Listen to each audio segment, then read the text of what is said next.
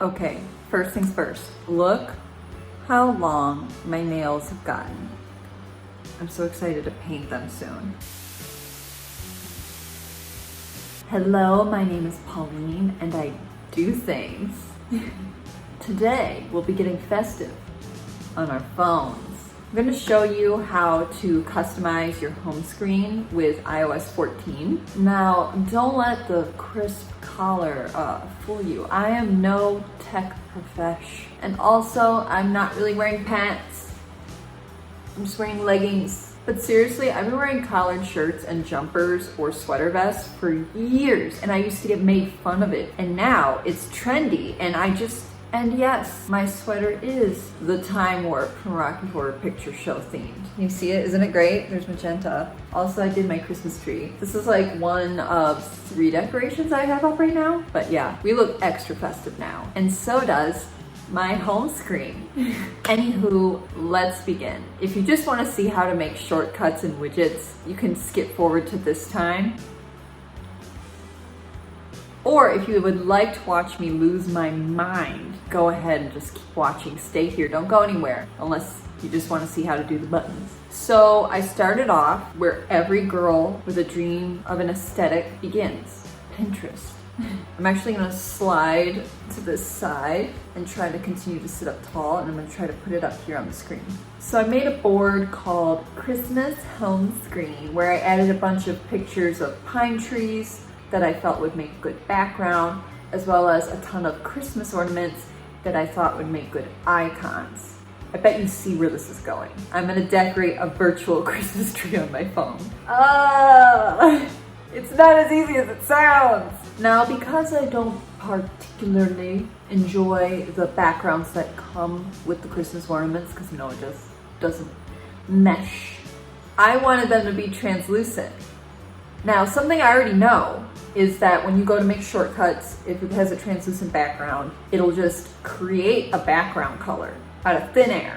Not one you choose, it just creates one. I don't know why you can't just have a translucent background. They were so close, but then they're like, I know, I'll pick the color for you. And I'm like, oh, my neck cracked when I did that. That felt good. So how did I make the backgrounds translucent, you ask? Well, I used a free app, not sponsored, called Eraser, and this app can make translucent backgrounds. Sometimes it does it automatically, like it'll figure out what the center image is and it'll just blur out the background. No big deal, like easy peasy. And other times, nah. So then I have to go in and tediously repair the image, erase other parts until voila, it has a transparent background and it looks nice. Then you just go, hit done, make sure you click the transparent background, because sometimes I clicked white, not transparent, and I was very upset with myself. I repeated that 20 times.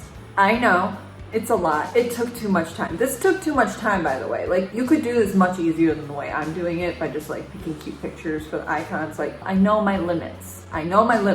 This was my limit. This project was my limit. Also, is 20 apps a lot of apps to use on a day-to-day basis? Is that like normal, or is it not a lot? So after making all my translucent icons, I went to the app Design Lab. It is also free-ish. You can only have like 8 projects going on it at a time for free, but it's a lot like Adobe Illustrator, so it's kind of nice to have that conveniently on your phone for making posters. I use it a lot, actually. I use it more than I thought I would originally use it. And it recognizes translucent backgrounds, so because it saves the images as PNGs. So what I'm about to do next is a bit much. It's a bit overboard. Grab your life jacket. So first, I set the background on my phone to the image of the pine tree that I decided I will be decorating. And I laid out my icons how I want them, as well as a widget. And I took a screenshot of that, and I took that screenshot, I put it in Design Lab. Then I put squares around every single icon, including the widget. And then I took the icons that I made and I put them according to, placement. And then I took the background image at 50% opacity, lined it up, size, scaled, made it so it lined up with the screenshot background, got rid of the screenshot background, saved that image 21 times. I lost count, so I had a few extra. And then I went in and I cropped each one into a square for all of the icons and the one widget. Now on to shortcuts. I don't know why I did this to myself. It took so much time. You bet I'm gonna be keeping this as my home screen until there's no more snow on the ground. Winter is sparkly time. We're keeping the ornaments. On to shortcuts. First, I'm going to show you how to make a shortcut. First, you'll hit the plus button in the top right corner, click add action, type in open app, select choose to pick the app that you would like this icon to open, then tap the little circle with the 3 dots in it that's below the done button and hit add to home screen, and then type in the name. I mean, you can have the name of the actual app, or you could just put like an emoji if you want. Like it's really not that big a deal. Click the tiny icon in the home screen name and icon box, then choose your icon photo and hit add and hit done, and ta-da! You can also use shortcuts to create an icon that opens a URL in Safari, and all you do is instead of typing in open app, you type open URL and then you copy and paste, or type it in if you have it memorized, into that bar and all the same steps, and then it'll be an icon that opens a link for you. So I went ahead and made all my shortcuts, arranged them how I wanted them, but as you can see, I had a blank square in the bottom right corner where I was going to add a widget. So I'm going to show you how to add widgets. I use the app called Widgetsmith.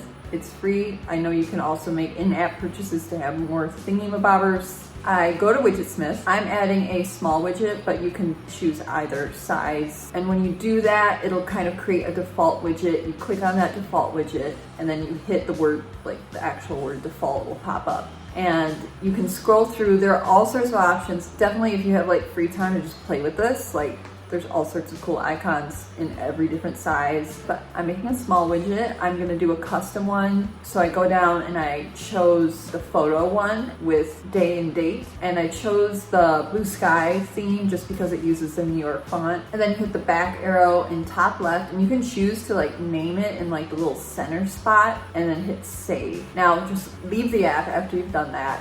Go to your home screen, tap and hold an app so you can hit edit home screen. It gets in the jiggly mode, and you're gonna want to hit in the top left corner. There's gonna be a little plus button. You click that. You can type in, I usually only have to type in the W and Widgetsmith pops up. Click on Widgetsmith. Then you can choose what size widget. I'm adding a small one as I said, but any size. Hit add widget. It'll usually put the most recent widget you made up, but if you want, you can actually then tap on whatever widget it has created and like hit the little 3 bars and look through all of your widgets that are that size, and that's why labeling them helps.